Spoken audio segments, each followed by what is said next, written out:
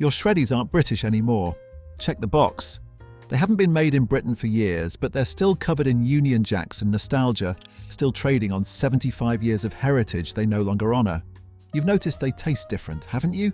Soggier, weaker flavour, wrong texture. Nestlé says nothing's changed since 1953. But this is not the truth. In 2000, they bought the cereal your nana would knit and promised to protect British production. Then they quietly closed the factory, moved operations to Europe, and bet you wouldn't notice or care. This is the story of how Britain's most dependable breakfast was betrayed by corporate greed, and why every box on the shelf today is a reminder of what we have lost. In 1953, post-war Britain was finally shaking off rationing and austerity. Families were desperate for something new, something that felt like the future had arrived. That's when Nabisco launched Shreddies from their Welwyn Garden City factory in Hertfordshire. And this wasn't just another cereal trying to copy American imports. This was something you could see was different the moment you looked at it. The genius was right there in the name. Shredded. The whole wheat was shredded into fine strips, then woven together like a tiny edible lattice before being toasted golden brown. Hold one up to the light and you could see straight through the little squares. That woven pattern created pockets that held milk perfectly, giving you that ideal crunch-to-soft ratio that became the gold standard for British breakfast cereal. The Welwyn Garden City factory employed hundreds of local families, and if you lived anywhere near it, you knew the morning shift had started when that warm, malty smell of toasting wheat drifted through the streets at 6 a.m. Workers took genuine pride in it. They weren't just making cereal, they were producing something that would sit on breakfast tables from Cornwall to Scotland. But here's what really cemented Shreddies as a British institution. They positioned themselves as the sensible choice, not sickly sweet like Frosties, not weird and American. Just honest, wholesome, British wheat. The sort of cereal that teachers, policemen, and responsible mothers chose. Long before whole grain became a marketing buzzword, Shreddies were already selling it. This was a cereal you could trust, and in post-war Britain, trust mattered. By the 1960s and 70s, those iconic yellow and blue boxes were everywhere. You didn't even need to read the label. Those colours meant Shreddies, meant breakfast, meant home. And here's something remarkable. The cereal transcended every class boundary in Britain. Council flat in Manchester, semi-detached in Surrey, terraced house in Cardiff. Shreddies were in your cupboard. They were the great British breakfast equalizer, uniting the nation one woven square at a time. Then came the advertising that turned Shreddies from just a cereal into part of British culture itself. The Nanas campaign launched in the 1980s, and it was absolute genius. A group of competitive knitting grannies, needles flying, racing to create the perfect breakfast cereal. The tagline was pure warmth. The cereal Nana would knit. That wasn't just clever marketing, that struck something deep in the British psyche. The idea that your own grandmother would personally knit each square if she could, that wholesome family connection, that pride in craft and quality, it made people feel something real. The Nanas became part of the national conversation. Kids loved them. Parents trusted them. You'd hear people at the supermarket talking about the knitting grannies, and everyone knew exactly what cereal they meant. Shreddies had become woven into British identity itself. And throughout the 70s, 80s and 90s, Shreddies barely changed. The woven squares your dad ate for breakfast in 1965 were essentially identical to the ones you were eating in 1995. 30 years of the same reliable quality in a Britain that was changing rapidly, where high streets were being destroyed, where familiar shops were vanishing, Shreddies remained constant. That continuity mattered more than you might think. The cereal became part of the rhythm of British life in ways that went far beyond just eating breakfast. The sound of Shreddies rattling into a bowl became the soundtrack of millions of mornings. Saturday mornings meant Shreddies in front of the telly, still in your pajamas, watching Tiswas or Swap Shop or whatever was on. Every family had their preferred method too. Some ate them straight from the box for maximum crunch. Others had it down to a science. Exactly 2 minutes after pouring the milk for that perfect combination of crispy edges with slightly softened centers. These were breakfast table traditions that could define a household for generations. But what nobody knew was that all of this, the consistency, the quality, the trust, the heritage, was about to be betrayed by people who'd never eaten a bowl of Shreddies in their lives, who saw these woven wheat squares not as a British institution, but as a line item on a balance sheet waiting to be optimized. Workers at the factory weren't just making cereal. Fathers taught sons the exact temperatures for toasting. Mothers trained daughters in the precise timing for the weaving process. These workers knew that millions of British children were eating the cereal they made every single morning, and they took that responsibility seriously. The community around the factory was deeply connected to Shreddies' identity. The company sponsored local football teams, employed family after family. Walk through Welwyn Garden City in the 1980s or 90s, and you'd struggle to find someone who didn't have a relative working at the Shreddies factory. That mutual loyalty seemed unbreakable. Now, settle in, because this next part will make your blood boil more than you thought possible. In 2000, everything changed. Nestlé, the massive Swiss multinational, completed their acquisition of Nabisco's cereal operations. There were promises, naturally. Nestlé assured everyone that production would remain in Welwyn Garden City, that the recipes would be preserved, that jobs were safe. The workers, understandably nervous, wanted desperately to believe these promises. For a few years, everything seemed normal.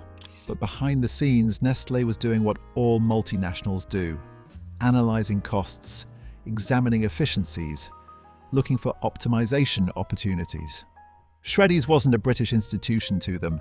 It was numbers on a spreadsheet to be maximised. The first cracks appeared in the mid-2000s. Long-time customers started noticing something distinctly wrong. The texture seemed different, softer, less substantial. The satisfying snap when you bit into a fresh square had diminished. The nutty, malty flavour seemed muted, almost bland. And perhaps most damningly, they went soggy far too quickly. Where you once had a comfortable 5 minutes to enjoy your breakfast at the ideal consistency, now you had maybe 2 minutes before the squares collapsed into mush. These complaints persisted and grew. Has the Shreddies recipe changed? Became one of the most frequently asked questions on British food forums. Supermarket review sections filled with disappointed customers noting the differences. Nestlé's response was predictable and infuriating. The recipe remained completely unchanged. They insisted in response to every complaint. The same wheat, the same process, the same Shreddies you've always loved. Their corporate communications department trotted out the usual patronising reassurances. Nothing had changed except people's memories. Modern Shreddies were absolutely identical to the ones from the 1960s, 70s, 80s and 90s. You're imagining things, they essentially said. Trust us, not your own taste buds. But people who'd eaten the same cereal for 40, 50, even 60 years weren't imagining a bloody thing. The questions became pointed. Was it cheaper wheat sourced from different, inferior suppliers? Different toasting temperatures to save energy costs? Reduced quality control measures to speed up production and increase output? Changes in the weaving process that created a less substantial, flimsier lattice? Cost-cutting measures systematically chipping away at the quality that had made Shreddies special for 3/4 of a century. Nestlé never admitted to a single change, but the evidence sitting in millions of breakfast bowls across Britain told a different story. Some dedicated fans even conducted their own amateur investigations, tracking down old boxes from abroad or from specialty importers, comparing them directly against current production. The differences, they insisted, were undeniable and shocking. The old Shreddies were noticeably heavier, significantly crunchier, far more flavourful. The new ones were lighter, softer, blander. Corporate efficiency had triumphed over quality, and British breakfast tables were paying the price. Then, in 2008, came the campaign that felt like a slap in the face to everyone who'd grown up with the cereal. Nestlé launched one of the most bizarre and tone-deaf marketing stunts in British advertising history. They announced with great fanfare and mock seriousness that Shreddies had been square all along, but now, revolutionary news, they were introducing diamond Shreddies.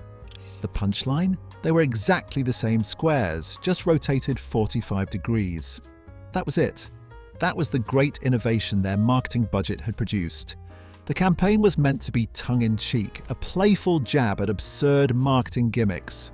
On one level, it was admittedly clever advertising. The campaign won industry awards. Marketing professionals praised its creativity and self-awareness. But for many loyal customers, especially those who'd been complaining about genuine quality changes for years, it felt patronizing, dismissive, and deeply insulting.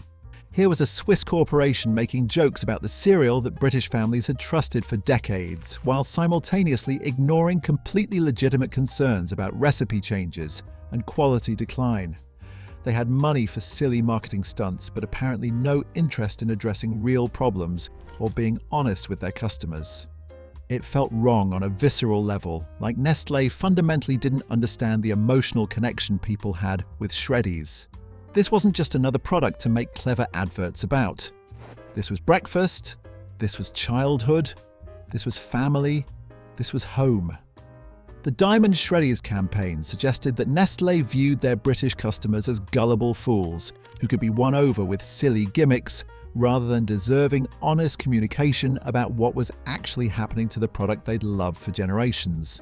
Older consumers, particularly those who remembered when companies actually treated customers with respect rather than marketing cynicism, found the whole thing genuinely offensive. The campaign revealed something deeper and more troubling too. While Nestlé was investing substantial resources in marketing stunts and award-winning advertising, they apparently couldn't be bothered to maintain the quality standards that had made Shreddies worth advertising in the first place. The disconnect was jarring and revealing. Resources poured into rotating squares 45 degrees, but not into ensuring the cereal actually tasted the way it always had. Clever campaigns instead of honest products. Style over substance. Marketing over manufacturing. It was everything wrong with modern corporate ownership of heritage brands, condensed into one tone-deaf campaign. But the real betrayal, the one that truly broke hearts in Welwyn Garden City and across Britain, came later. And it came quietly, without the fanfare or honesty that generations of loyal customers deserved. Production shifted, not all at once in a dramatic closure announcement, but gradually, almost sneakily. Some operations moved to other Nestlé facilities. Supply chains were reorganized and optimized.